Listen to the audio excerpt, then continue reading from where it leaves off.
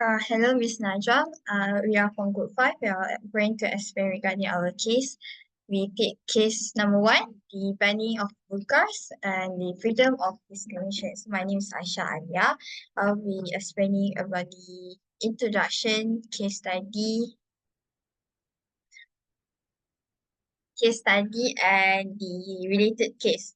So the 2010 French burqa law, which bans wearing burqas in public, has led to arguments about religious freedom, gender equality, and cultural identity.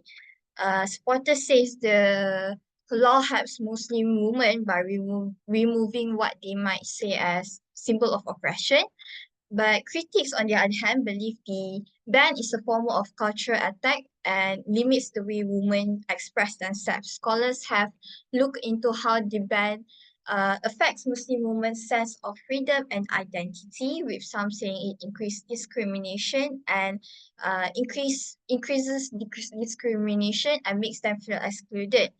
This study aims to look closely at whether the burqa ban really helps create freedom or if it makes discrimination worse. Sorry, but I can't change the slide. Ah, okay. The case study. This case study looks at how France's 2004 law banning headscarves in public school may affect young Muslim girls. The ban has led to arguments about religious freedom and the cultural identity. The research uses the critical race feminism to show the different viewpoints of Muslim women who are often left out of public discussion. It explores how the ban impacts society, especially the way religion, gender, and race connected in people's daily lives. Overview of the study. France's ban on headscarves in public schools come from fear and prejudice against Muslim communities. The law stops students from wearing any obvious religious symbols, such as wearing headscarf in schools. Muslim women have mixed feelings regarding about this law. Some think it helps free them from pressure, while others believe it limits their freedom and rights. So we suggest that this case studies changes the law to allow more of their freedom in expressing religious beliefs, especially for Muslim women. It stresses the need to protect individual rights and shows how complicated the headscarf ban in France is. For the any related case studies that we done are the headscarf debates in Belgium's burqa ban, religious expression versus secularism. So in Belgium, it passed a law that bans women from wearing the burqa in public. The government says the ban is to keep people safe and promote the country's secular values. However, many people think that this law unfairly targets Muslim women who wear burqa for religious reasons. The issue here is the balance between keeping public spaces neutral and respecting people's religious choices. The second related case study is the headscarf debates in Germany. In Germany, different states have different rules whether Muslim women can wear headscarf in places like schools or government office. Some areas ban it for certain jobs like teaching, while others allow it. This has led to debates whether banning headscarf is fair or if it limits the Muslim women rights to express their religions. So another case that is related to the religious expression is the cultural identity conflicts in Canada. So this case investigates how multicultural policies intersect with religious practices among immigrant populations.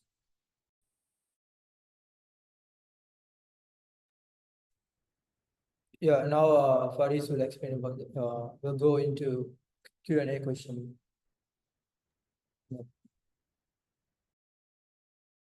Okay. So hi, my name is Faris and I'll be presenting question 1 to question 3. Okay, for the first question, do you agree that banning all forms of religious expression in public creates a more pluralistic society? Why or why not? So our answer is we disagree.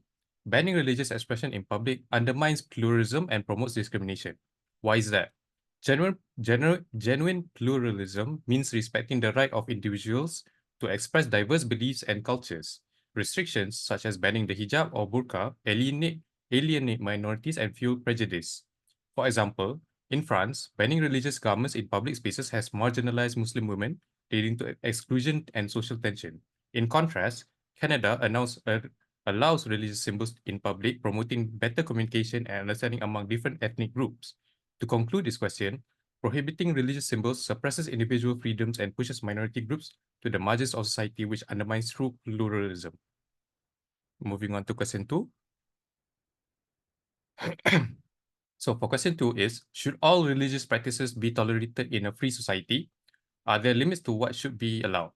So our answer is, tolerance is essential in a free society, but religious freedom must not compromise public safety or individual rights. What do I mean by that? It means that peaceful expressions of faith, such as wearing religious garments, should be respected because they promote diversity and mutual understanding. However, some practices across the line need to be limited. For example, child marriage violates children's rights and exposes them to harm. In Bangladesh, laws were introduced to set a minimum marriage age, 21 for boys and 18 for girls, to protect young people and their education. Freedom of religion is crucial, but some restrictions are necessary when practices causes harm or contradict human rights. In conclusion, for this question, these restrictions ensure everyone's well-being while balancing religious freedom with public safety. Moving on to question 3. Okay, for question 3 is, should Malaysia implement a ban on face coverings in public? Why or why not? Our answer is, we believe Malaysia should not ban face coverings. Why not? Malaysia's federal constitution, specifically Article 11, protects the freedom to practice religion. A ban could lead to discrimination against Muslim women and disrupt social harmony by creating division and prejudice. Allowing face coverings reflects Malaysia's respect for religious diversity and promotes inclusion. It shows that we value people's freedom to practice their faith without fear or restriction. Encouraging religious activities and tolerance help Malaysia build a society where different cultures and beliefs coexist peacefully. In conclusion, embracing religious expression strengthens national unity by honoring Malaysia's multicultural identity and fostering harmony. Okay, moving on to question 4 and 5 is Mitran's part. Right. Let's take a look at question 4. So, should religious garments and iconography from all faith traditions be banned in public school as occurred in France in 2004? Why or why not? So the answer is obviously no, because our country, the Malaysian education institution contradicts the country's principle of inclusion and diversity. So unlike in France, Malaysia education system embraces the various religious expressions. So allowing religious dress in school is very, very important because it will create a mutual understanding and respect among students and also the employees in our education center. So thus it is important to permit religious attire to create an environment that celebrates diversity and cultivates mutual tolerance in line with Malaysia's principle of inclusivity, as I mentioned before. So now let's take a look at question 5, the last question. So the question is that, do the principles of separation of church and state and the emancipation of women outweigh the negative consequences, such as increased hostility towards Islamic women? So when we, in this question, we can divide this question into 3 main important points, which is separation of church, state, and also women's liberation. So now I'm going to explain about the women's liberation. True liberations come from giving the women the freedom to make their own decision, where it means that each and every woman has their rights to take decision based on their opinion. So in this case, when the European burqa ban has occurred, it increased the prejudice among Muslim women and deepened the societal differences. So the prohibition of wearing a burqa in France has disproportionately affected Muslim women, leading to a social isolation and discrimination. So in this case, what the woman did was, women in some Islamic contexts are reinterpreting sacred texts to advocate for gender equality to create a to encourage more Muslim women to join their group in order to go against France government decisions against the banning of burqa. So therefore, what the authorities need to do is to adopt a more inclusive strategy to strike a balance in between between religious freedom and also gender equality. They also have to encourage a communication in between secular activists and also religious communities, which is essential to honor individual agency and also diversity. Now, my friend will conclude the presentation. All right, thank you very much. My name is Dinal Periedi, and I'll be explaining the conclusion. To sum this all out, the burqa ban that was enacted in 2010 was framed as a measure to reinforce France's secular value by prohibiting facial coverings in public. While separatists argue that it empowers women by liberating them from what they perceive as apprehensive attire, critics assert that it infringes on personal freedoms and represents cultural aggressions against Muslim women. For the conclusion, I will enhance and highlight a few key themes that have been discussed in our case study. The first one is secularism versus religious expressions, which is the separation of religion and government. The law is rooted in France's commitment to secularism, aiming to separate religion from public life. However, this raises important questions about how far religious expression should be allowed in a diverse society. For example, the 2004 headscarf ban in French public schools prohibited Muslim girls from wearing hijabs, reflecting France's commitment to secularism. This law aimed to maintain a neutral public space, but sparked debates about the rights to express religious beliefs. Next slide, please. The second one is about gender equality. Proponents also claims that the ban promotes gender equality by freeing women from oppression. Yet many Muslim women argue that it undermines their autonomy and right to choose how they express their identity. For example, some advocates argue that the burqa symbolizes oppression, claiming that banning it promotes gender equality. In contrast, many Muslim women assert that their choice to wear the burqa is an expression of empowerment and autonomy. The third one is about cultural identity.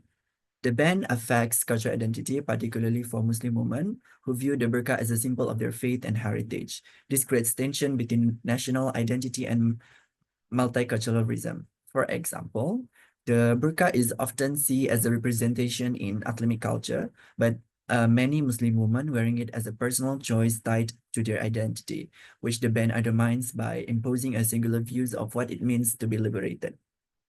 The fourth one is discrimination and marginalization. Critics highlight that the law increases discrimination against Muslim women, fostering an environment of exclusion and marginalization against rather than inclusion.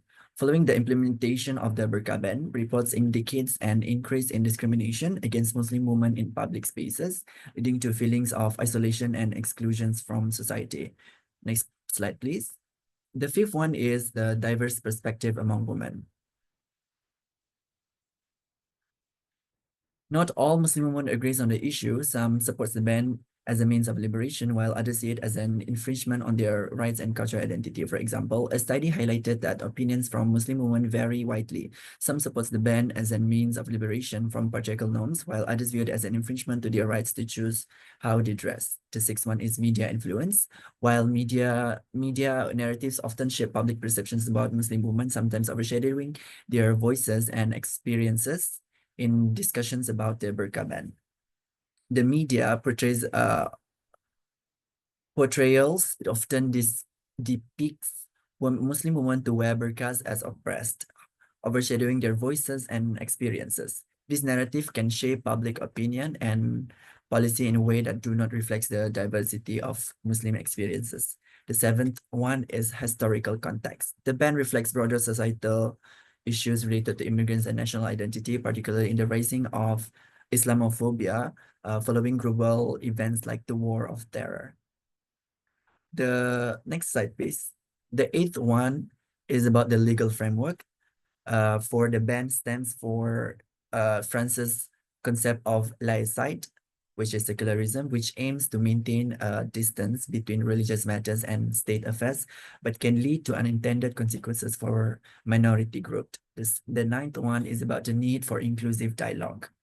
Inclusive discussions must include diverse voices, especially for Muslim women, to create policies that respect individual rights while addressing public concerns about security and integration. And the last one is about global comparison. if we were to examine how other countries handle similar issues, it will reveal different strategies regarding religious expressions and state policies, emphasizing the need for nuanced solution in multicultural societies. As to sum this all up, by fostering understanding and appreciation for different identities, societies can work towards a more harmonious coexistence that honors both freedom and cultural diversity. That's all from us. Thank you so much.